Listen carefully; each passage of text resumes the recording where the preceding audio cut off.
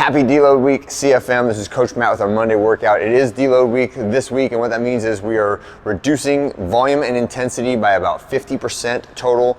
It doesn't mean sleep in, skip workouts, but it also doesn't mean come in and just try to flog yourself every day, pain cave, high intensity, like all of that stuff that we normally do on a week-to-week basis, where I am literally trying to drive your muscles and your cardiovascular system to growth through making you very uncomfortable. This week, all the workouts are going to be challenging in different ways, right? So like this first one today, we're going to talk a lot about breathing through the nose, as well as some more challenging core movements. So don't think that they are without challenge. It's just a different style of challenge, and they are very, very important in the overall periodicity and the scheme of programming to allow your body, your endocrine system, your joints, all that stuff to have a week of recovery where we're kind of taking the pressure off, and I want you to show up, have a good time, pay more attention to the movements. Not that you should ever be not paying attention to the movements, but this week is a wonderful opportunity to be more oriented towards quality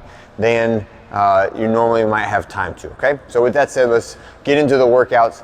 We're gonna start off this week with 2 rounds, or start off this workout with 2 rounds, 25 and 20 calories, your choice, row, bike, or ski. And then we're gonna get 5 reps on each leg of a hip cradle. So bring that knee up high, grab on the inside of the shin or the outside of the shin and pull that leg upward. Make sure you're not cranking your knee, but the rotation should come from the hips. That's why we call it the hip cradle. You should feel that stretch in the glute.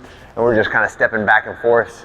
Hip cradle like so, lateral lunge and rotate. So on this one, I'm gonna step out and backwards, right? So behind the line of my feet, and then rotate down, tap that inside knee to the ground, rotate back up and step together, and then other side, step out and back, rotate down, tap that knee, and then in and together. So a little bit of balance, a little bit of coordination, a little bit of stretch going on that one.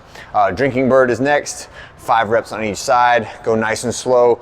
Keep your shoulders away from the ground as much as you can on this, and make sure both knees remain bent when you do the drinking bird. Scap pull-up, so find a place where you can hang, or if you need to, keep your feet on the floor. I'm gonna demonstrate that version, right? Hanging all the way down, shrugging my shoulders upward so my delts are touching my ears, and then shrug down. Create that space between the shoulders and the ears. Up, touch the ears, down, away from the ears.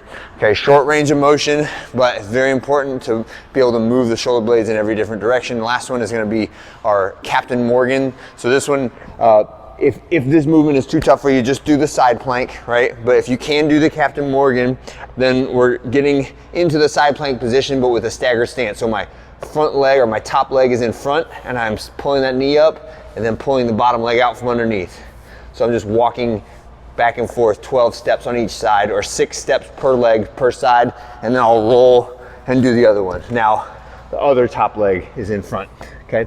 And that's our warm-up. Get 2 rounds through that. For the workout, all you need for this one is a box or a bench and a set of rings that you can do your ring hold on. The cardio stuff we'll kind of just leave in place, and you can alternate. So it doesn't matter which one you start on, whether it's the bike or the rower, but whatever you start on, we're gonna do a minute of moderate pace, breathing only through your nose. So that means, yes, it's supposed to be a conversational pace, but no conversation, because I want you to keep your mouth closed, right? So we're gonna breathe in and out only through the nose for a full minute, and that's gonna be the bookends of this. So on the bike for a minute, breathing through the nose at the beginning, then we'll do our accessory exercises. Then on the rower for a minute, breathing only through the nose, all right? And the bookends are for each round, right? So we're gonna do 5 total rounds. At the either end of each round, you'll have those 1 minute on the bike and the rower. In the middle, we're gonna do elevated foot single leg glute bridges.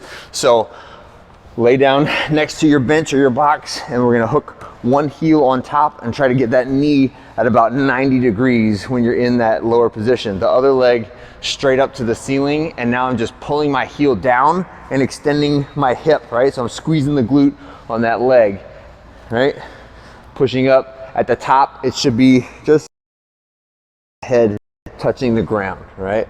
That is my elevated foot single leg glute bridge. Then you can stay down, get your V sit-ups in. Remember, the V sit-ups should be a hinge at the hips, right? And we do want to try as hard as we can not to use too much momentum with the arms. Like, I don't want to whip myself up and really crank my back into that flexed position when I do the V sit-ups, okay?